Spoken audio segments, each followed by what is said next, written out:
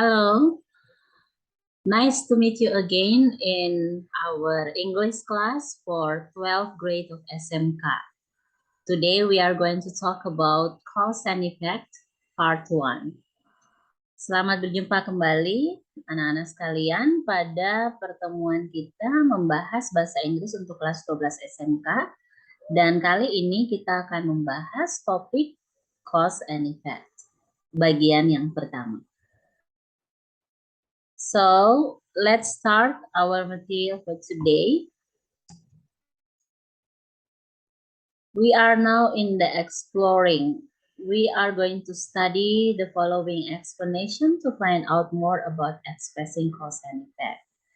So, let's just get into the learning material. For the general explanation atau penjelasan umumnya, kita akan berbicara mengenai social function of cause and effect.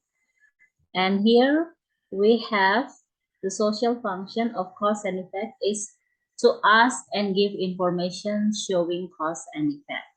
Jadi fungsi sosialnya adalah untuk menanyakan dan memberikan informasi yang menunjukkan mengenai cause and effect atau sebab dan akibat. The next one, our learning focus for this topic is some expressions of showing causes and effect. Kita akan mempelajari secara bersama. Sebagai fokus pembelajaran kita adalah ekspresi-ekspresi yang digunakan untuk menunjukkan causes and effect. And the last one, we are going also to talk about grammar, especially about connectors that used in expressing cause and effect. For example, because of, due to, and thanks to. Jadi untuk bagian grammarnya nanti kita akan mempelajari mengenai connectors yang dipakai untuk mengekspresikan cause and effect. Now let's look at the function of cause and effect. The first one is it helps us to understand the events that are happening. Jadi penggunaan cause and effect ini digunakan untuk membantu kita memahami kejadian-kejadian yang sementara terjadi.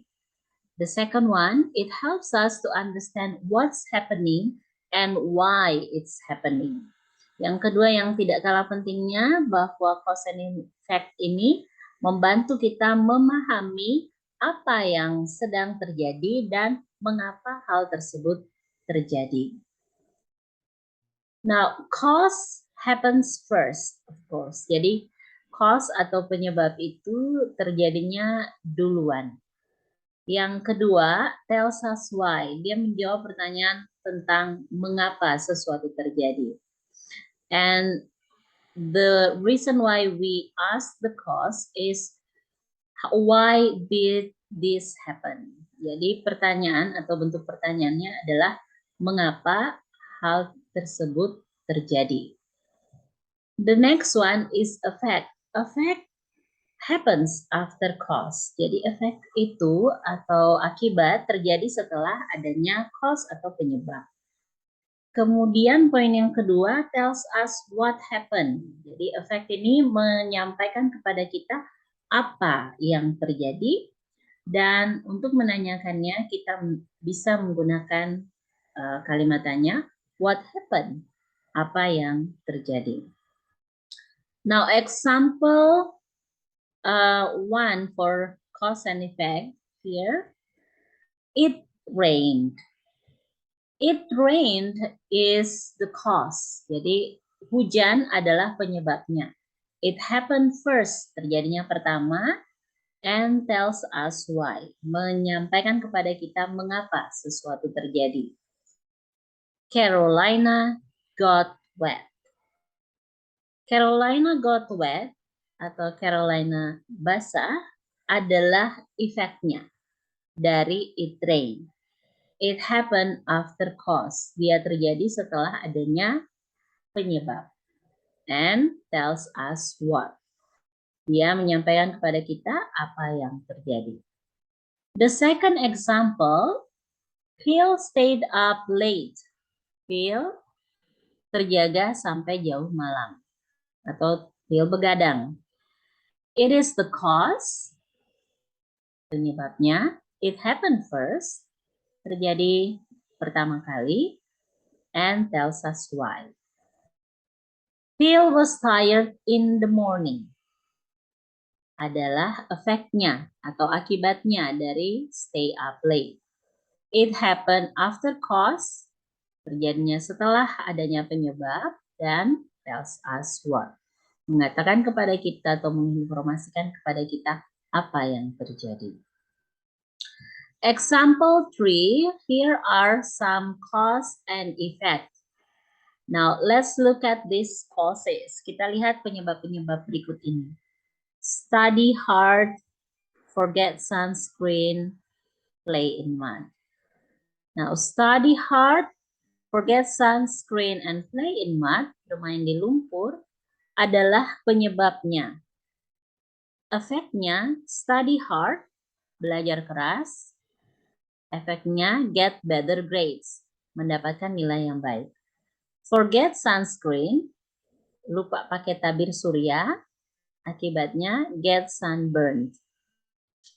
Kulitnya akan mengalami melepuh. Play in mud, bermain di lumpur. Akibatnya, get muddy, akan terkena lumpur. Now, let's look at some signal words for cause and effect. Jadi, signal words ini gunanya untuk kita memahami, untuk mengenali cause dan effect dari suatu kalimat. Here are some signal words for cause and effect. So, therefore, if, because, then, due to, thus, since, as a result, consequently. So these are some words that you can use to signaling cause and effect.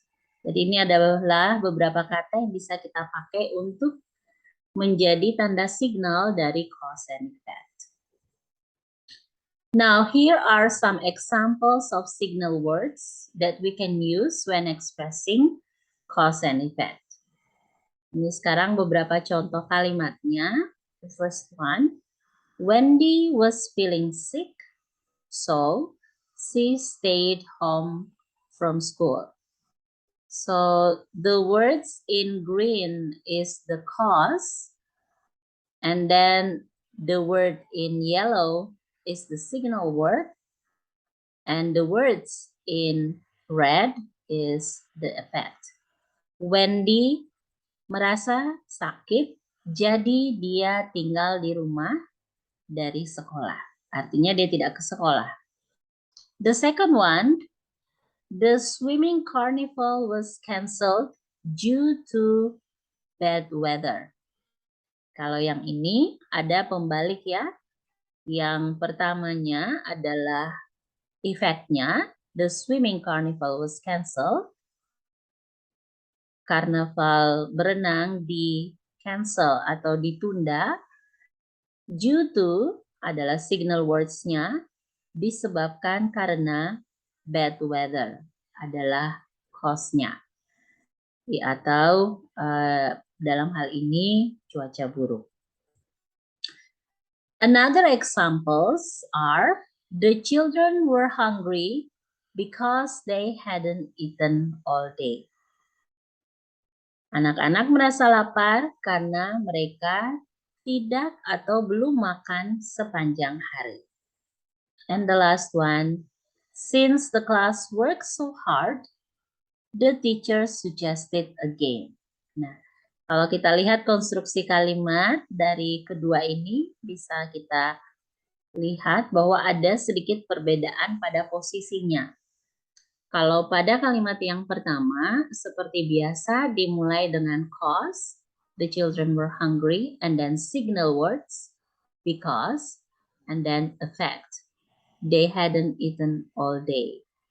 Nah, kalau kita lihat pada kalimat yang kedua, penggunaan kata since sebagai signal words bisa ditempatkan pula untuk mengawali kalimat, lalu kemudian diikuti dengan effect-nya, the class worked so hard, Karena kelas bekerja dengan sangat keras, the teacher suggested a game as the cause. Guru